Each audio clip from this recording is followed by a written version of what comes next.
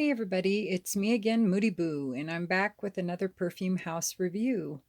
This one is obviously Tom Ford, Venetian Bergamot. This one I only bought, I believe, like a year and a half ago. And at first, I actually bought it for a springtime scent. Yes, I blind bought it, whatever. But I bought it for a springtime set thinking bergamot, that's spring, summer. Well, this is not. Now you can wear it in warmer months, I will say, but this is much has much more depth than a lot of my summer perfumes. And there's some spices and incense in there that really make it an all year round kind of a perfume.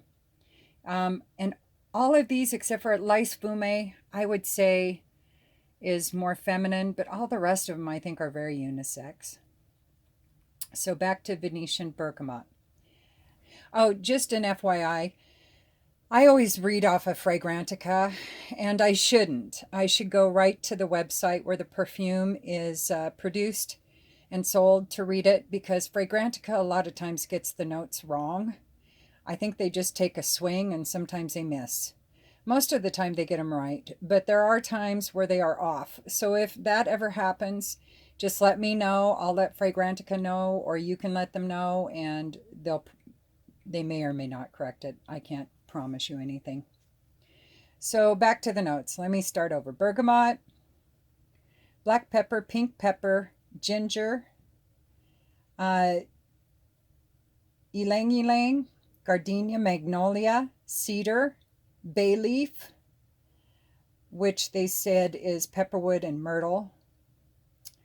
And then sandalwood, tonka, amber, and cashmerean. And again, that's a lot to say it's a spicy citrus, almost incensey kind of a citrus perfume. Now, it's not real sweet, but there is some sweetness to it. It certainly is not gourmand in any way, shape, or form.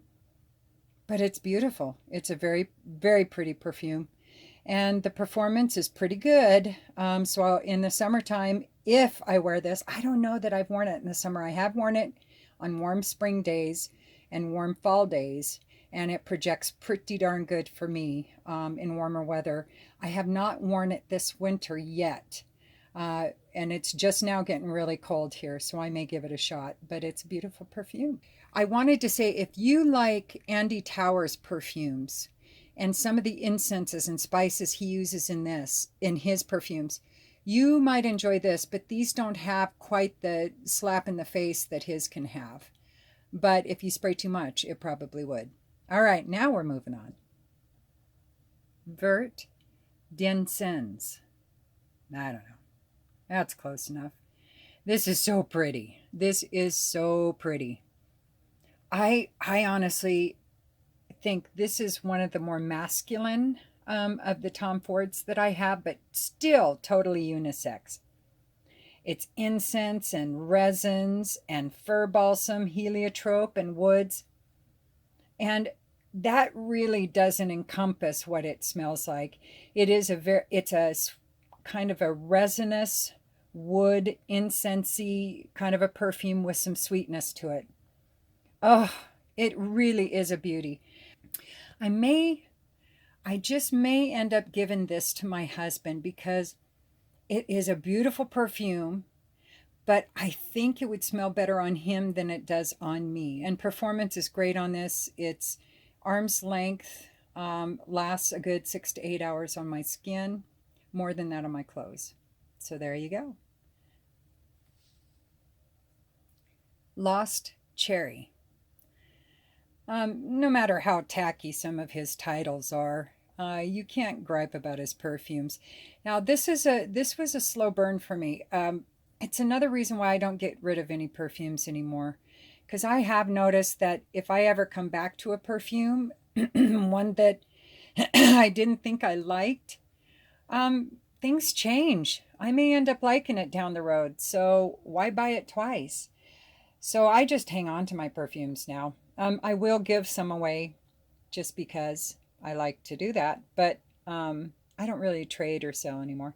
So Lost Cherry is black cherry, cherry liqueur, bitter almonds, uh, note syrup, Turkish rose, jasmine, Peru balsam, toasted almond beans, sandalwood, vetiver, and cedar.